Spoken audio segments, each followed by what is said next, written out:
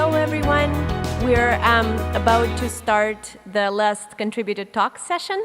And we've moved the order of talks a little bit just so that you guys don't get confused. So the planning with others talk will be our first talk. And then everything else will be in the same order as in the program. So the first talk will be presented by Nastaran Arfai. And this is work with Weijima, planning with others in mind.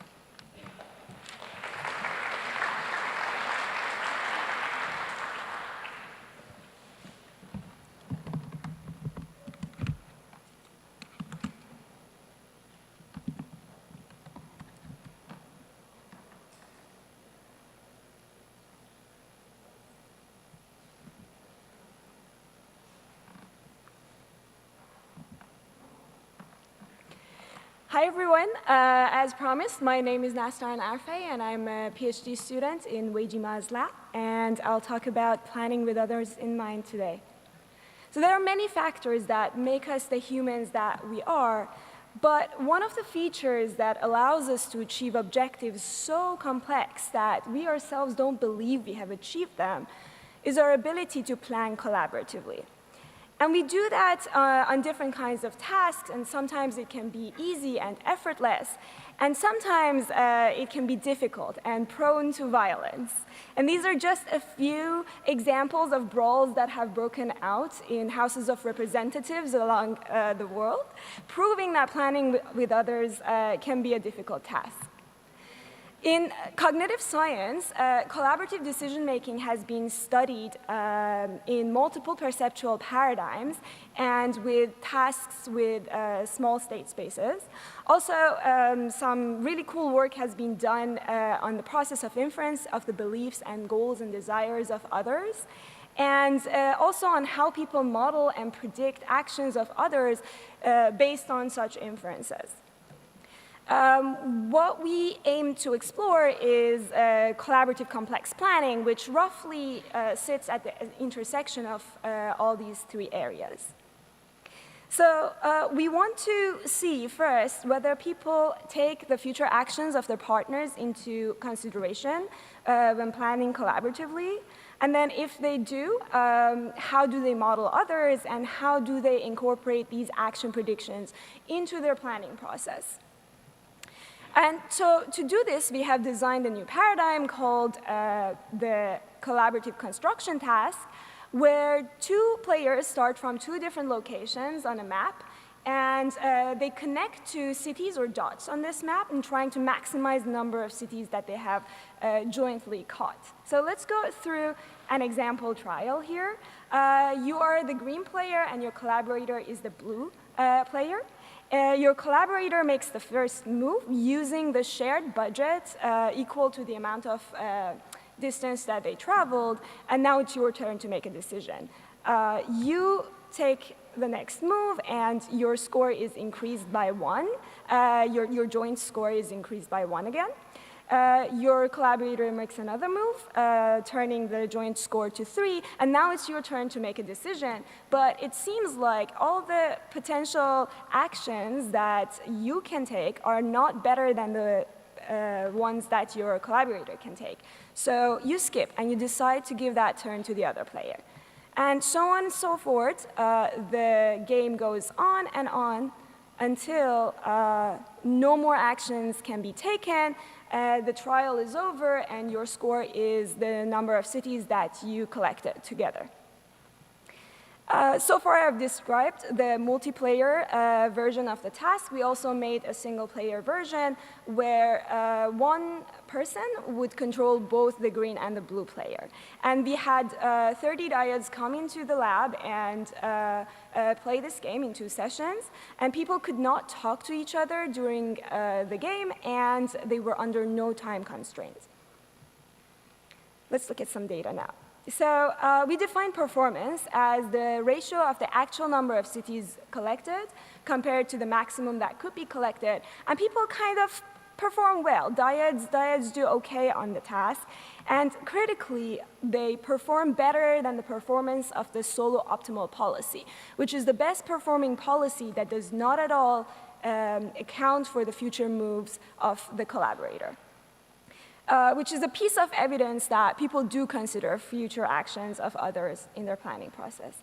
Another piece of evidence is skipping. So here we have skip rates over the optimal contribution gap, which is the number of cities that can be collected by the self minus the other if both players play optimally from this point on.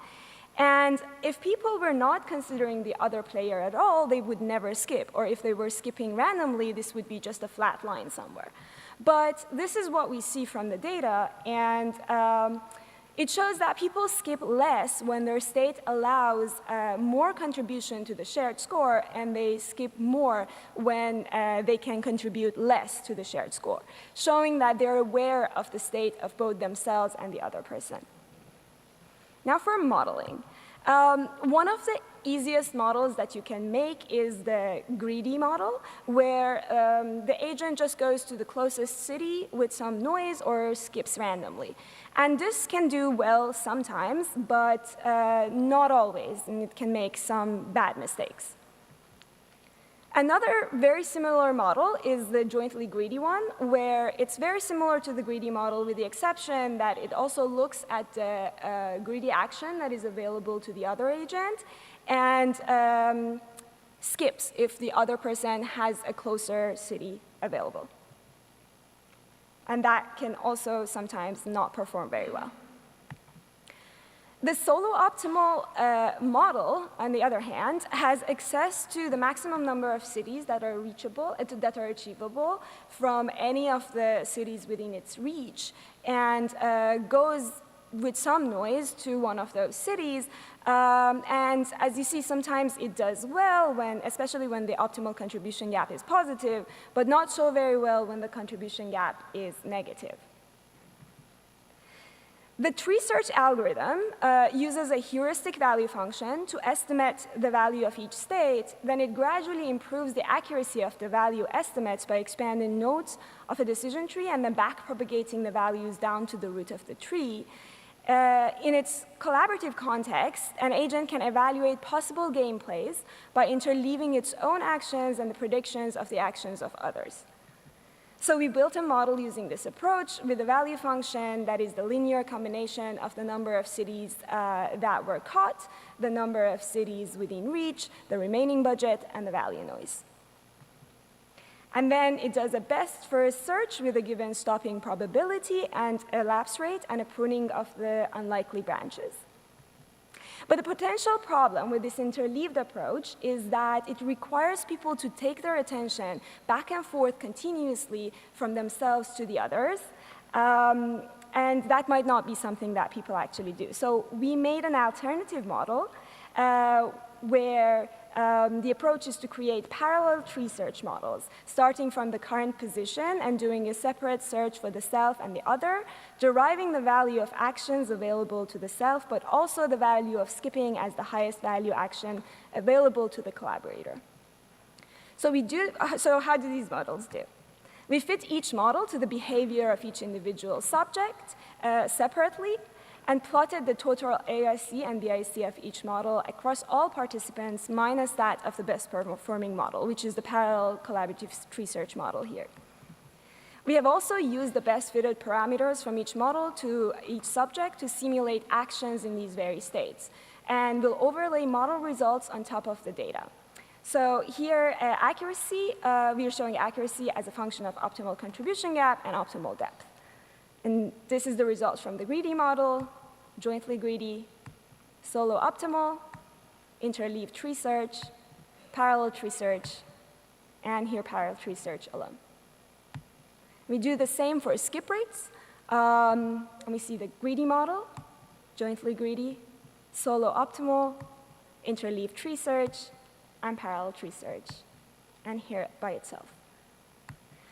So, in conclusion, we showed that collaborative planning is an interesting area of cognition that is also a bit understudied, that people can account for their collaborators' future sequences of action during planning, and that a parallel collaborative tree search model performs the best so far in predicting people's behaviors. So far we've been using the same value function for the self and the other, and our next step is to use different value functions for these and improve the tree search models. We will also look into the dynamics of eye movement and how they correspond to these models.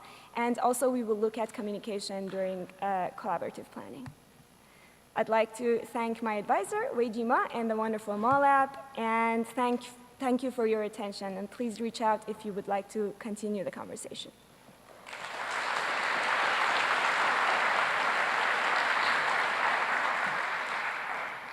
Questions? Time for one or two quick questions. Come on, junior scientists, you know you have questions.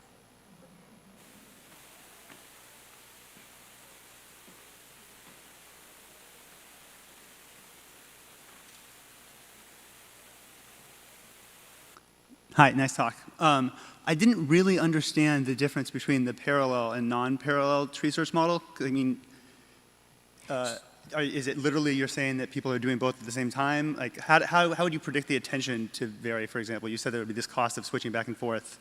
How does that play out here? Yes. So the difference is that in the first one, you have just one tree, and that tree is looking at the turn of the self and other and interleaving that.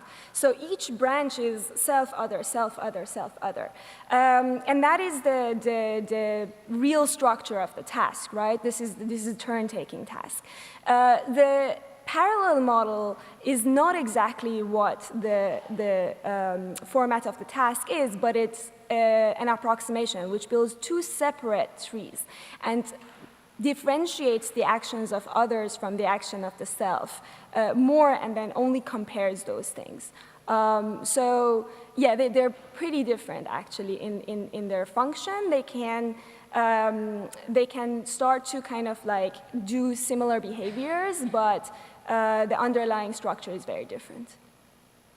Thank you. And quick question, and while we transition computers. Great talk. I just wanted to ask if you thought, in addition to tree search, about maybe some alternatives like the successor representation or something like that? Yes, that is something that we will look, especially perhaps on like Monte Carlo searches and those. Yeah, we will do that as comparison. But these are the models that we thought were most likely to correspond to what people actually do.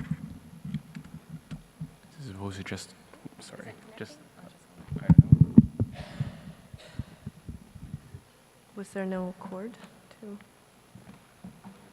Yeah. Oh, right. Yeah. Okay, so next up we have a talk that's joint work by Xiaolang Lu, Robert Mock, and Brad Love, and Robert Mock will be presenting, and the talk is called The Inevitability and Superfluousness of Cell Types in Spatial Cognition.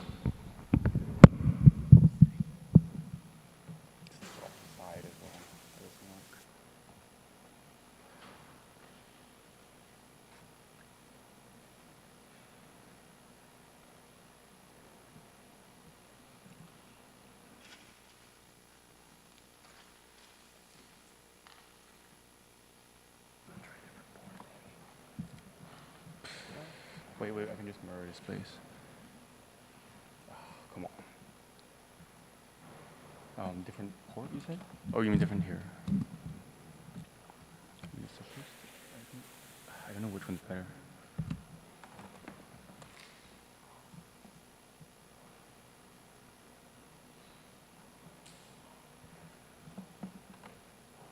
Okay, great.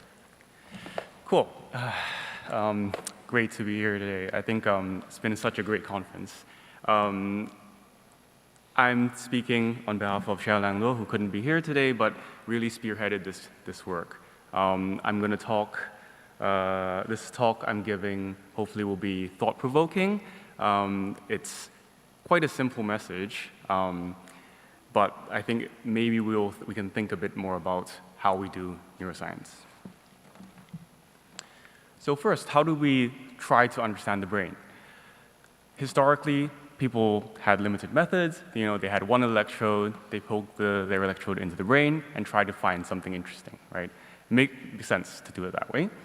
And we tried to look for cell types, right? This is normal in biology.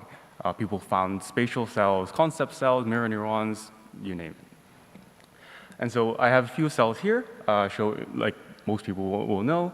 There's place cells up in the corner there that look like they encode space or a location. And these are cells in the hippocampus in the rodent where the rodent might move around in this square environment, and it only fires at that particular location. And so probably it's encoding a location, right, or a space. Below that are grid cells. They tile the space. There might be some kind of useful metric for space. And on the left there is a head direction cell telling you where you're going or where you're facing. And so the idea here is that there's some kind of cognitive or spatial map of the environment, and you can use these cells, combine them to navigate or understand space. So it would be nice if the brain was so simple, right? So maybe the brain is a little more complicated. So one thing we can think about is the cells that are identified are, there are some criteria that were developed based on what we found. So again, historically, you find a cell, you think, oh, this looks interesting. Oh, but at the same time, we need to quantify this a bit. It looks like it's encoding space. Maybe we need to find, how higher firing rate is important. It's not firing everywhere. It's not firing only in a tiny little place, that kind of stuff. But then this is binary, right? And neurophysiologists know this. It's not like, oh, there are place cells and there are non-place cells. There are place cells and there are more messy place cells, and there are multi-field cells, and so things that might not even be consistent over sessions or over even within the session. And the worry is that if we're only guided by intuition to find these cell types, we might find things for the wrong reasons. And so if we force our intuitions onto this complex system, it might be easy to fool ourselves if it looks exciting. And of course, as I said, it makes sense to start this way. We had one electrode, for one session, we can't just record the noisy cells and figure what's going on, right? So, but what if finding cell types is the wrong approach? And the worst case that we see is that it might slow progress and threaten the future of the field.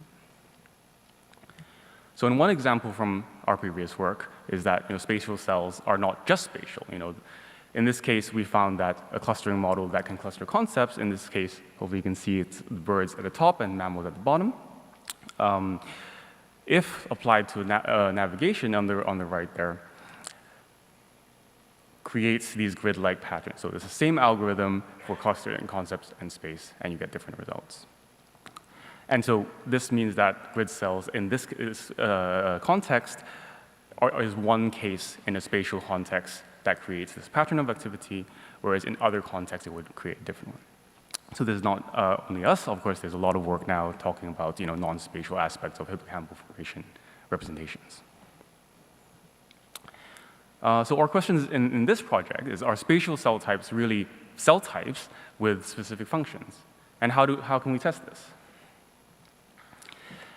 So our approach, we used a VR plus a deep neural network approach. So on the top right there, you see the top-down spatial view of the arena, square environment where the agent or we put the neural network in there, kind of, and then it's just looking at the environment from a first-person point of view. On the left there, hopefully you can see that in the middle is the whole environment, and each of the images surrounding it shows that first-person views.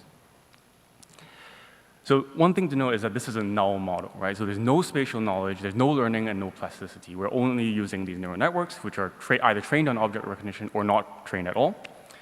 And if these networks show spatial cells and spatial information, what does that mean? And what we think it means is that finding something that looks like it's spatial or spatial cell, it doesn't mean that it is for that function. And we want more rigorous tests for function. For example, are the units actually involved in the task? So looking into these networks whilst they're kind of moving around, we do, in fact, find a lot of spatial cells. So these are only a few examples from VGG16, but they kind of exist across all layers and all these networks as well. And these are using the criteria that has been used in neuroscience literature to find place cells, head direction cells, and border cells. Do these networks actually have any spatial information in them? So to test this, we use the linear decoding approach to test for spatial information in these networks. So On the top left, there is the top-down view, and then here is the kind of setup, right? You see the network sees in first person, creates a set of activations in the deep net, and then we want to say, for each layer, is there spatial information there? To do this, we sampled for location, for example, where they are. 30% of the environment, just standing around, looking around, and then we tested on 70% of the rest of the data, and said, can this decoder tell us where we are? And the same thing for head direction and the distance to border. And so what you see here is for all networks tested, trained and untrained, we have very good location decoding, far below chance, and the two measures of chance shown up there with the 2 lines. This is true for direction decoding and nearest border decoding as well. So the next question is, what's driving this? Is it actually the spatial cells, identify spatial cells that are doing the hard work? Turns out it's not. So we've excluded, based on these criteria, the top place cell activity, top border cell activity, top head direction cell activity for each decoding procedure. And it doesn't look like they're important. And we did some more analysis that's in the paper now, and we can show that there are important populations. So this is brand new work where we show that we can also find some remapping effects. So you can see that on the left there's original units, firing fields, and there's some remapping. So at the top there's units that don't change too much, and the bottom some that actually remap in a random fashion, like in the hippocampal formation. Here's another example where it's from original to a large change, so the whole environment changes. You also have some units that show similar things and others that remap. So the idea here is our intuitive interpretation of a cell's function, like representing space, might not map onto a cell's actual function. Finding spatial cell types in these non-spatial networks, both trained and untrained, doesn't mean that they're fundamental to spatial adaptation. So are these functional cell types real, or at least sensible to study? They might be, but you don't know until you critically assess it. More importantly, for me, I think there's a lot of cells. It's not just, if someone has identified a cell with a criteria and said, this is important to us and published it, then the whole field, or a large proportion of the field, might just look at those cells. And I think that's could be worrying, because there's many cells that may have unusual properties, multi-mixed selectivity, and are ignored. So basically, we call for a high bar for these claims about function, and our example is a model that can serve as a baseline for it to be surpassed before making strong claims. And it's kind of like a null hypothesis test or a permutation test in statistics. So yeah, that's basically the message. And I'd like to thank you all for listening. As I said, Xiaolang did the hard work, and on a totally different topic. I'm going to be moving to Osaka, Japan next year, and if anyone's interested in postdocing or PhDing on category learning, memory, task recommendations, we have lots of scanning and GPU, CPU compute. Thank you.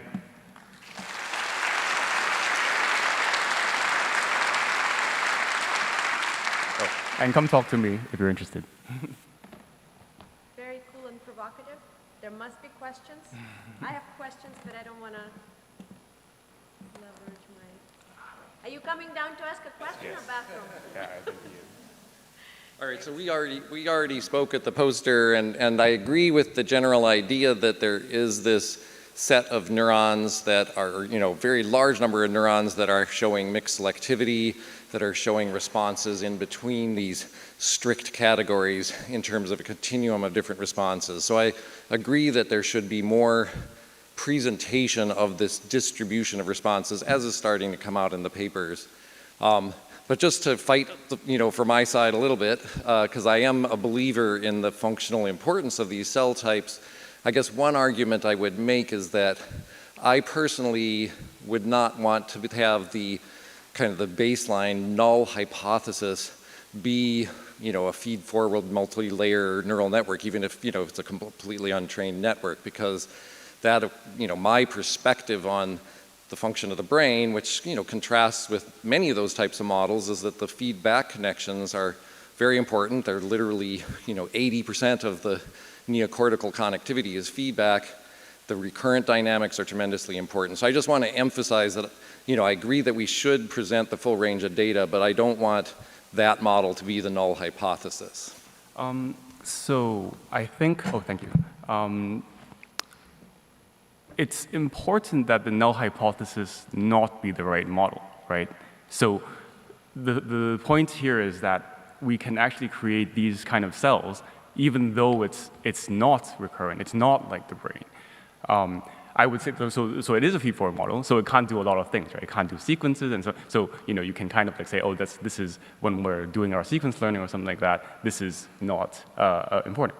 But then the problem is when you come up with criteria and say this is an important thing for this particular function, and I think as we've discussed, like neurophysiologists know the subtleties and stuff, but I don't think I've met anyone who is not directly in the field that knows of this problem. And I think it is true for, like big papers, I found a new cell, and we should do both, right?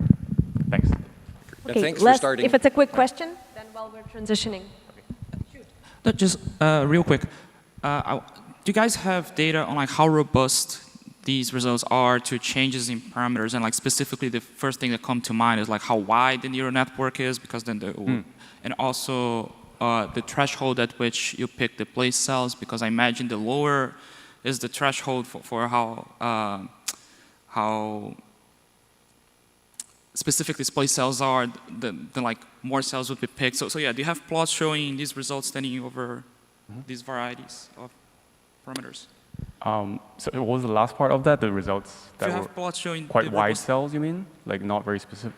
Yeah, but like the wide or the threshold into which you choose like that something is a place cell. Right. I mean, the why something is a place cell is defined by like various metrics. Like so we followed a few papers, like this one particular paper, but then it's like firing rate above the average of the field. It's not firing over 50% of the arena, that kind of criteria. So those are the specific, is that? Yeah, we can talk more later. Yep. But, and then the second part is, I think we're okay, sorry, yeah, I can totally leave it. Take it offline. Thank you so much. Okay, next up, yes, thank you, Robert. We have Jie-Yu Zhang from Caltech, from Marcus Meister's group, presenting on mice in the Manhattan maze. Can you hear me okay? All right, hi, I'm Jie-Yu from Meister Lab from Caltech. Today I'm presenting some work about a mouse exploring a maze, and we study their complex cognition. So mouse live in underground burrows, and sometimes the environment will change. This is similar to you living in a city setting, and there are construction sites on your daily commute, and you somehow have to detour. So the essence of a city grid, such as the Manhattan Island, is that there are vertical and horizontal streets that are dictated by the junctions, so you can make the decisions. And we utilize this feature to design the maze called the Manhattan maze, separating the vertical and horizontal streets into 2 layers and have a mask in the middle. With the holes, the mouse learns to cross the layer and go up and down in this 3D maze. So this is the top view of the maze. And we place 2 water ports at the outskirts of the maze and the home cage of the maze. The mouse learns to alternate between the 2 water ports and collect rewards. And we can then easily switch this mask to a 9-hole mask that is a lot more complicated, with just an easy control by swapping the mask in the middle, and that would make the configuration change. So how did the mouse learn the 9-hole mask? You can see that this mouse is doing very fast. Its optimal trajectory is actually just 30 seconds, and you can see how similar it is to the optimal trajectory in theory. And we can look at an aggregated data of 15 mice. And here I'm showing a learning curve based on the duration of traverses, or how long it takes for the mouse to travel from one port to the other. And you can notice that the improvement is 5 to 6-fold from 200 seconds to just 30 seconds. And I want you to notice that there's the first phase, which is the first 2 traverses, that there's a 2-fold improvement in the first homebound traverse. This is a travel that's coming from the outskirts to the home, and the mouse has never done this direction before. So once the mice have learned one mask, we can look at how they can learn multiple masks. So on day 2, we presented 2 new masks in the red and green. So on day 2, in the early sessions, the mice that are repeating the same mask basically started off the same level of performance as the end of day 1, and they saturate very quickly. This shows an overnight memory effect. And for the new masks, you can see that the learning curve is a lot steeper, and after 6 traverses, it's not differentiable from the old mask anymore. This shows the effect of generalization or continual learning, which is basically the mouse learns to accelerate its learning in a new environment. So after the mouse has been exposed to many different mazes, in the later sessions, the performance in the old mask and the new mask are almost exactly the same. There's no difference between the curves. This suggests that there's a generalization effect just over learning new environments. So after testing these mice in this mask, we tried a more complex one, basically 2 highly densely connected regions with a bottleneck in the middle. The mouse need to remember the bottleneck and navigate to the ports. You can see that this mouse improved a lot. In the first traverse, it took almost 500 seconds, but just the first homebound travel, it's only 20 seconds. And later, after just 20 rewards, it settled down on the 30 to 40 second scale. And the learning curve is pretty much the same as the previous mask that I showed you. So we know that for humans, a lot of the complex cognition depends on our cortex, and we believe that cortex is essential for all of these. So what about the role of cortex in mouse navigation? To answer these questions, we basically developed a genotype of mice that basically they were born without neocortex or hippocampus. So how did the acortical mice do in the mazes? The acortical mouse took almost 3 times longer to solve the first mask. And you can see the first reward took quite long. And this is because the acortical mouse is basically scanning between different corridors, the same corridors, and they're dropping out. Oh, I see. Okay. It's basically repetitively scanning the same corridor. And you can see that in this trajectory that the mouse is basically scanning at around the same distance. But after the first reward, the mouse has a very steep learning curve too. And you can see that it settled down at the same level as a wild-type mouse, taking only 30 seconds to solve it. So here I'm showing another video clip of the mouse solving the maze, even though it is only acortical. And an acortical mouse can learn multiple masks as well. So I'm showing here the new mask 1 and new mask 2 and its best performance. It's also at 20 to 30 second level. And for the complex mask, it could also solve it in relatively short time. And if you remember, this is almost exactly the same as the shortest path possible in theory. And for multiple acortical mice, the learning curve also improved from mask 1 to mask 2 and 3. For me, the most surprising result is that acortical mice also have long-term memory. So here I am making one mouse repeating its mask over multiple days. On first day, its performance is okay, but on second day, it continued its performance and improved. After a week's break, the performance gets even better. And so the mouse went on a vacation for a month, and it still continued at its peak performance. So I gave it another month of break, and the performance is still at the same level. So in summary, we find that the mice can do rapid learning, overnight memory, and meta-learning in the Manhattan maze. All of these results have very high effect size and with large difference. And we also find that all of these cognitive functions do not strictly require cortex. And with that, I would like to thank my team and all their contribution to this project, and I am ready to answer your questions.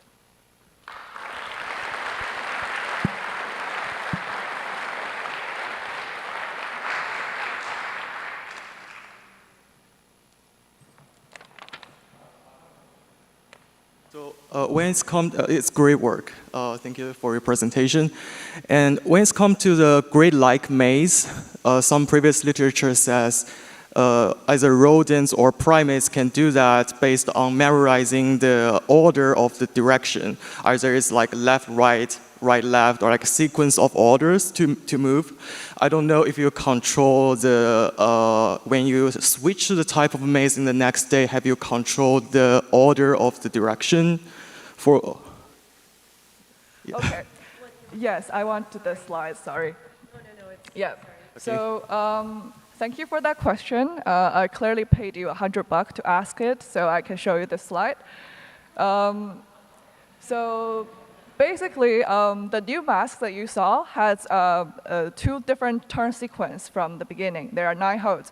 So for the red one, it has exactly the same turn sequence as the old mask.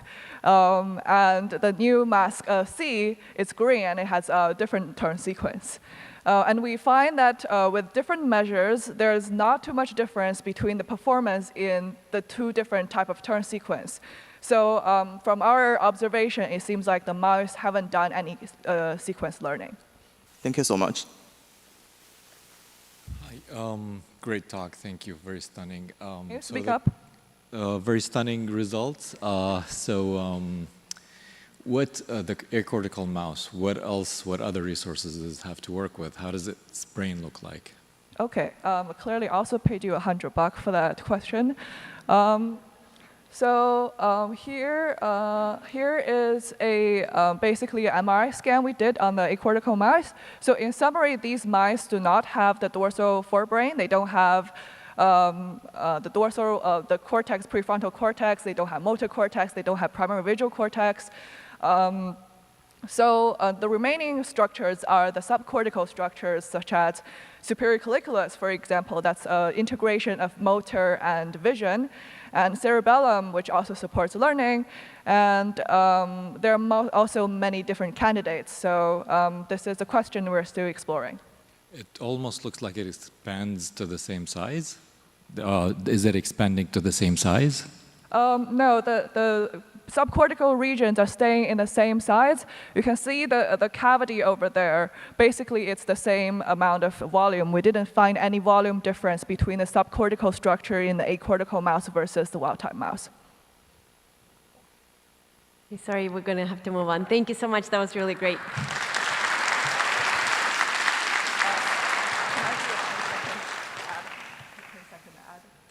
Sure. Oh. I mean, but we're going to be switching. Right, we can't use the computer. Right. Okay. Okay. So next up, we're going to have Sarah Jo Venditto presenting work with Kevin Miller, Nathaniel Daw, and Carlos Brody called "Planning in the Hippocampus." More hippocampus coming up. Linking actions now comes to guide behavior. Hi, everyone. Thanks for sticking around the last talk session of the conference. It's been a lot of fun. And I'm here to talk a bit about my project, Understanding the Role of Hippocampus and Underlying Model-Based Planning. And so just to start out, what do I mean by planning? So planning, I am using it to refer to as using an internal action outcome model to guide behavior. So imagine you're chilling at home and you're like, wow, I would just love some pie right now. it just sounds amazing. And so in Princeton, you've got a couple options. You could go to Wegmans or you could go to Whole Foods. You don't really know who's got some good pie, but you're going to pull out your mental GPS, because this is pre-cell phone era, and you're going to track your course mentally, of course, to Wegmans. We're going to just try there first, because we like going left. But as we're kind of driving down, we find that the only entrance into Wegmans is closed, forcing us to veer down Rare Street instead, and now we're stuck going to Whole Foods.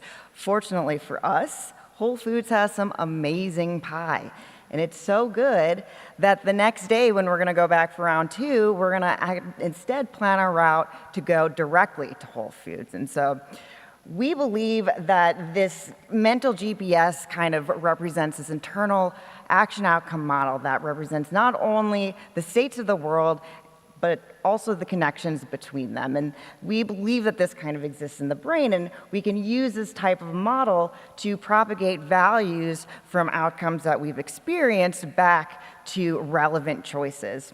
And importantly, having this type of model allows us to learn about actions we might not have taken. So for example, we can learn about Right Street after getting some delicious pie from Whole Foods, even though in reality we went down Left Street to get there.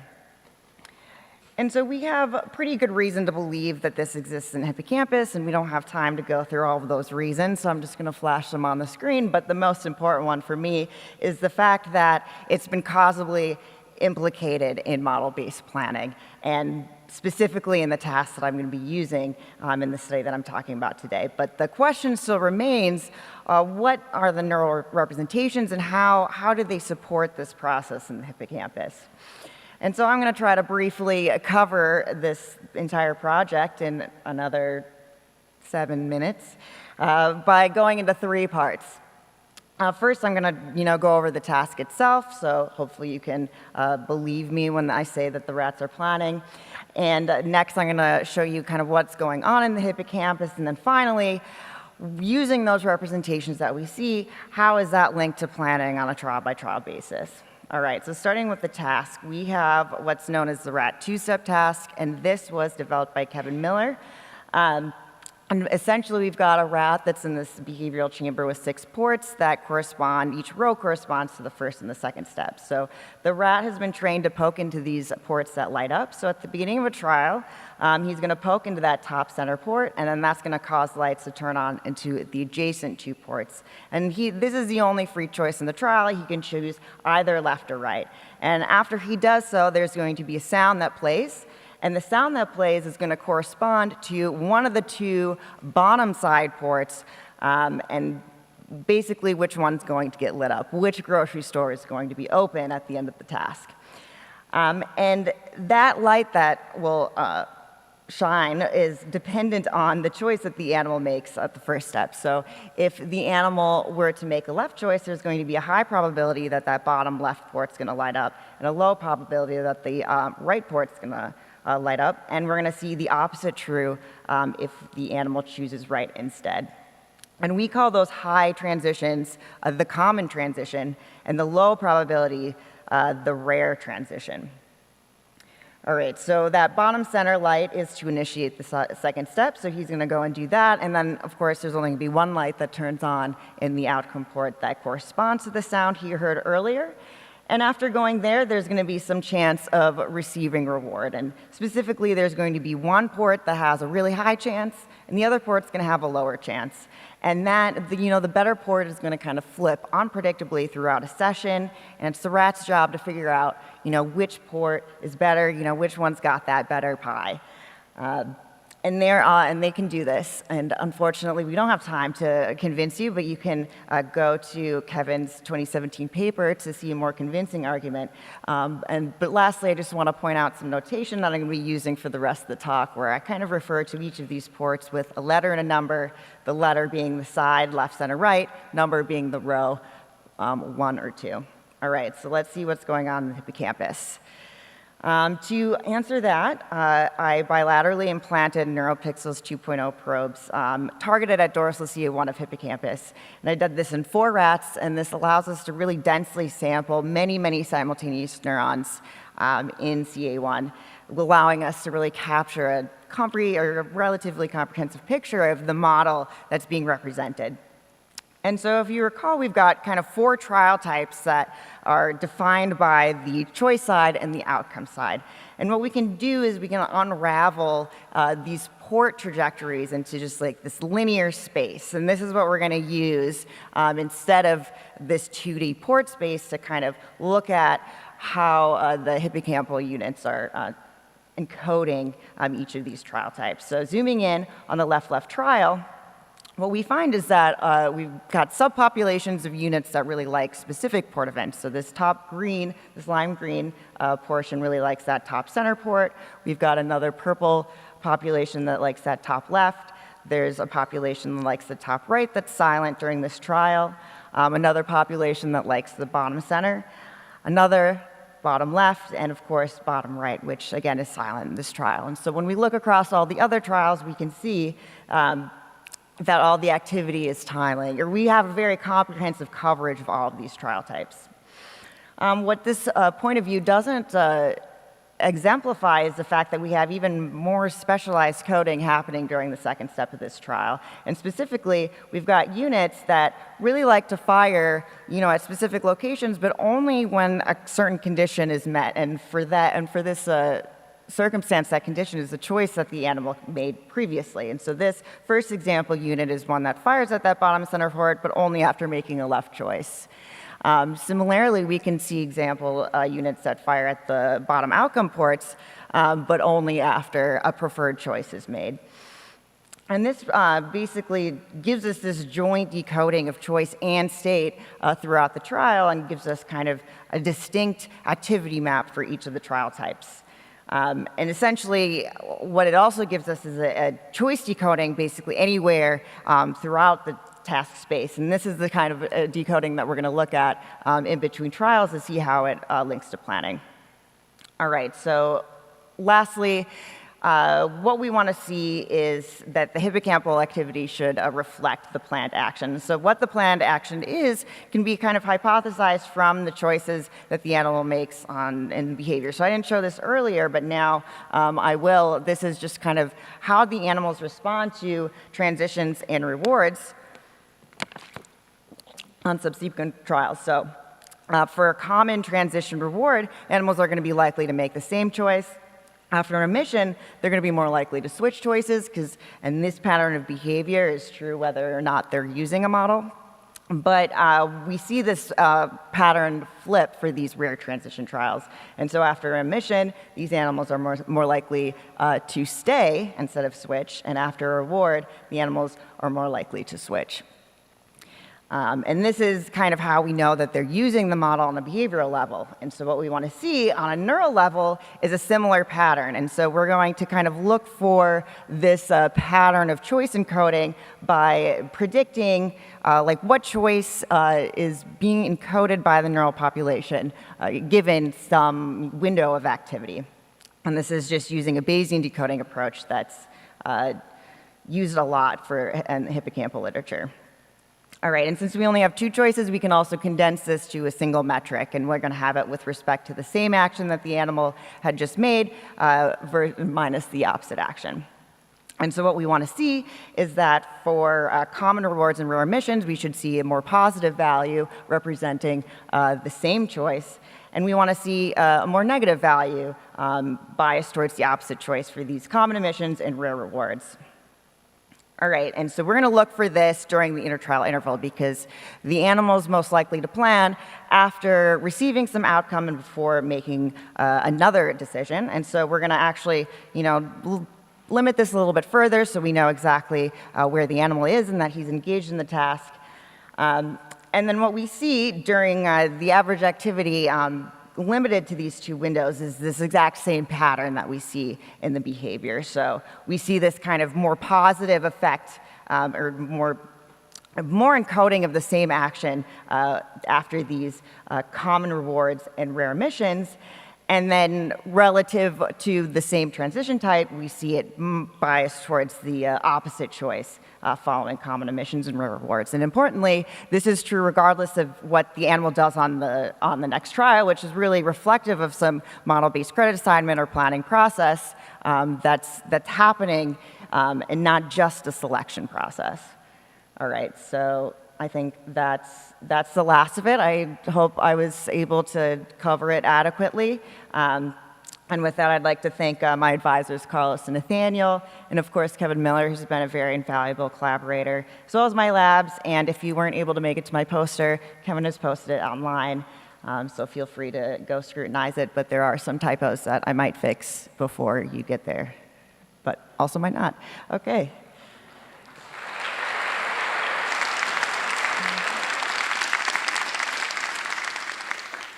That's fine. Super quick, very quick. Go. Yeah, I'm not a neuroscientist. I can play one on TV, but I was wondering, did you try, can you, with the NeuroPixel, can you knock out these cells and see that it's causally involved in the behavior?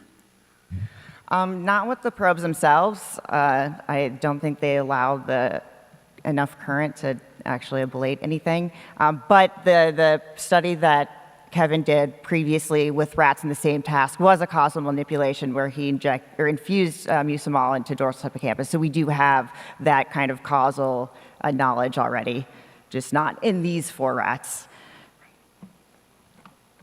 Thanks very much, Sergio. And last but not least, we have Erica Bush from Nick Turks-Brown group at Yale talking about learning along the manifold of human brain activity via real-time neurofeedback. Cool. Thank you so much for being here and for sticking around for the very last talk. I'm Erica Bush. I'm a PhD candidate in Nick Turk-Brown's lab at Yale University. So as humans, we can acquire diverse skills with astonishing speed. So for example, a native English speaker learning Spanish as a second language might then easily acquire French or Italian, given the common structures that underlie Romance languages, but they might later flounder with learning Mandarin. So why are there some skills that are easier to learn than others? There are mechanisms of neural population coding that actually relate to this type of learning, so that the functional correlations of a neural population can constrain how easily these populations can reorganize and learn new information. And these properties can be changed by what we know, such as already knowing Romance languages or extensive training. And the idea that neural co-fluctuations, or neural activation manifolds, as I'll refer to them, constrain learning has been tested in the brain-based prosthetic literature. So in this study, a monkey learns to control a brain-computer interface in order to make the cursor move over to the green dot. And in general, within a BCI framework, experimenters would take this BCI mapping and directly map the recorded neural activity onto a given feedback signal as presented here. However, they've also found that by learning and basing feedback off of a low-dimensional manifold representation of the measured activity, BCI learning can be sped up and it can be made more stable. And this can actually also highlight components of that activity which are easier to learn how to modulate. So based on this work, we'd hypothesize that the manifold of brain states can be harnessed in order to accelerate human learning. And neurofeedback is a tool that can be used as a type of non-invasive brain-computer interface to test hypotheses about learning in the brain. And despite neurofeedback's therapeutic promise, many studies have shown variable or limited learning effects, but prior work hasn't considered how these principles of neural coding might actually prevent certain types of neurofeedback learning from being successful. And so we test whether harnessing neural activity manifolds can actually guide more effective learning. So to do this, we designed a simple game where participants in the scanner used a joystick in order to navigate an avatar over to a goal. When this avatar reaches the goal location, so this flag, they get a 6-second break until the next trial. We then introduce a framework for manifold-informed neurofeedback procedures. So overnight, we take all the data and pre-process it from a subject performing this joystick task in the scanner. And we extract data from a large data-driven network of regions that are involved in navigation. We pre-process all of this data, in order to fit a T-fate manifold, which is a nonlinear approach designed for the spatiotemporal conditions of single subject fMRI data. And we train a neural network model to be able to quickly extend the T-fate manifold in order to later embed new points into this same latent space during our real-time framework. And there's a lot of technical bits to unpack here, so if you have any questions afterwards, I'm happy to go through it more. So from this manifold, we then set our experimental mappings to determine how the manifold actually relates to the avatar's movement on screen. So for every data point, here we can consider the purple star. It gets a loading onto a given component of this manifold, which is then mapped to a direction of movement in the game. And if I were to then select a different data point in this latent space, it would result in a different movement vector in the game. And we can define a couple of different types of mappings over this manifold in order to test questions about the relationship between the manifold and learning in the game. So we set 3 different mappings that each kind of correspond, based on the neuroprosthetic literature, to components that are on manifold and off manifold, where the on manifold ones, or the intrinsic and within manifold components here, are easy and kind of easy to learn, but we would expect an off manifold component to be harder or impossible to learn. So to run this study, we use a closed loop system where our MRI scanner acquires a new brain image every 2 seconds, which is transmitted over to our cluster, where we perform some pre-processing and embedding onto that pre-trained manifold space. Still within this 2-second window, the value of this mapping is returned to the display computer, and it's used to update the avatar's location, or the avatar's turning direction in space. And this game just runs continuously so that subjects aren't getting dizzy from the constant starting and stopping of the avatar, but its turning direction is only updated once per volume. And you'll get a taste of what this actually looks like in a moment. This is a 4-session fMRI experiment where subjects return to the scanner for 4 to 5 consecutive days. In session 1, they perform this task with a joystick, and we do all the overnight training. In session 2, we introduce neurofeedback, and subjects are always trained in session 2 to control the avatar's movement based on the intrinsic, or that easiest component. And in sessions 3 and 4, we test the within and the off manifold conditions to probe how the manifold actually constrains neurofeedback learning, so to introduce 2 additional manipulations after the easiest component is learned. And crucially, these orders are counterbalanced across subjects. So at each time point, we get a brain activation pattern, which maps to a direction in the game. And since this task is kind of hard and unnatural, the next step in the game is a weighting of the brain activity and a staircased confidence parameter, which we call brain control here. And this is altered at the end of every trial, depending upon a participant's performance. If they improve, it means they got over to the flag faster, or vice versa if they do worse. This parameter is staircased up and down accordingly. So we can use it as a behavioral metric of learning in this task. And based on this, we'd expect brain control to increase during the intrinsic and within conditions, but not in the off condition. Here I'm going to plot these learning curves with the change in brain control on the y-axis across all of the training trials within each session type.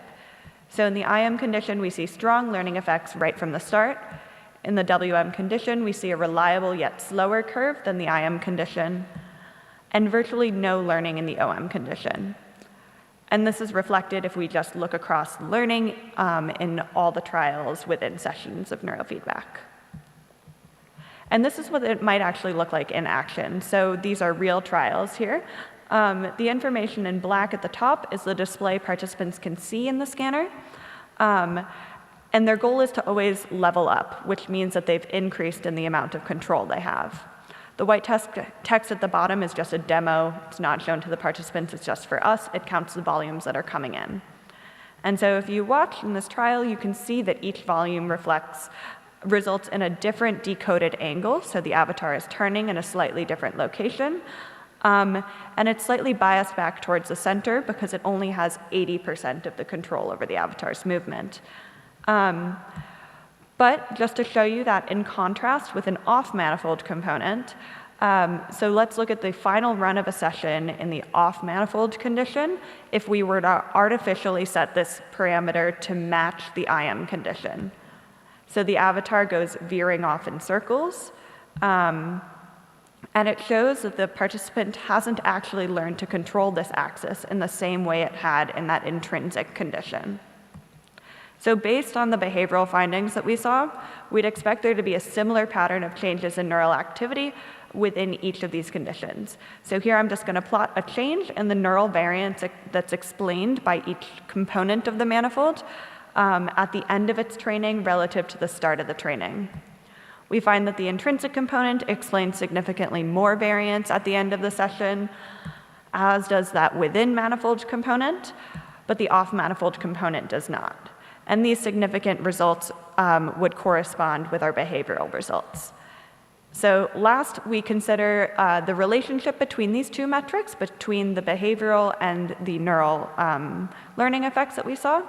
In the intrinsic condition, though we saw learning both in the brain and in behavior, we weren't certain if we'd actually see a strong relationship between these two variables because it's already the most natural component and it's being trained before either of the two other conditions. We actually don't see a significant relationship here, although both are pretty high. Neither predicts the other. And in the OM condition, we also don't see a relationship because learning doesn't really occur. However, in the WM session, in that within manifold session, we see that participants who can successfully realign their activity with the component actually do significantly better at the task, meaning that after learning the IM condition, now relearning to control this second on-manifold component requires a type of realignment that is actually possible within one training session. So, take-home points. We introduce a new framework for manifold-based real-time neurofeedback, which affords learning curves that require less training time than typical neurofeedback studies. And it indicates an important innovation for the types of manifold learning algorithms that are used for human neurofeedback work. Prior work in this space, so using manifold constraints on BCI learning, has really focused on motor cortex, but we show the same effect in higher order cognitive regions. And this work holds important implications for neurofeedback interventions, as well as for the types of dimensionality reduction that can be used to identify these target signals. And this is just a slice of the results that we have from this study, so stay tuned for our soon-to-be preprint on this. And thank you to my lab and my wonderful collaborators, and everybody for sticking around for this talk.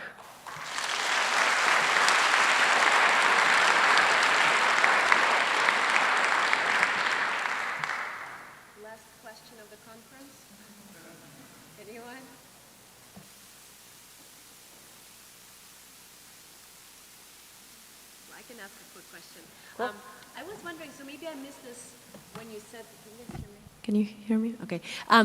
Maybe I missed this bit, but can you go back and see which brain features are most relevant in learning this in manifold orientation? Like, did you say something? So which features of the manifold where in the brain? Where in the brain? Where in the brain, yeah. Okay, I was hoping somebody would ask me this question, because this is a result that I didn't have time to put in.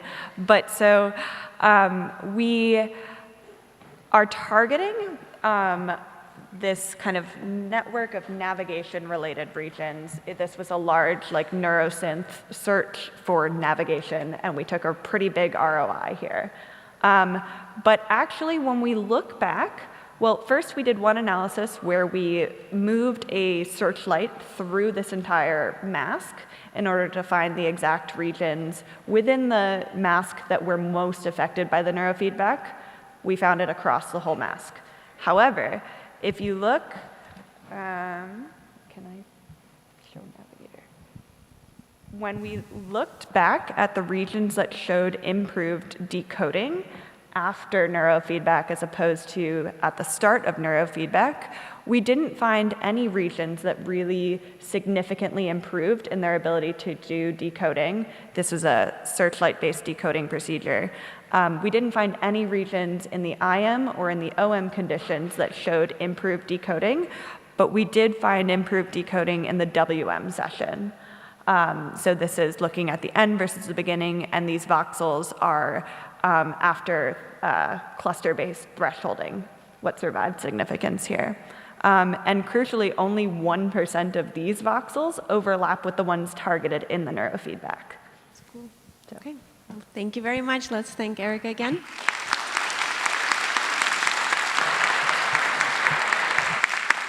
And before you guys take off, we're going to have a community meeting, I guess.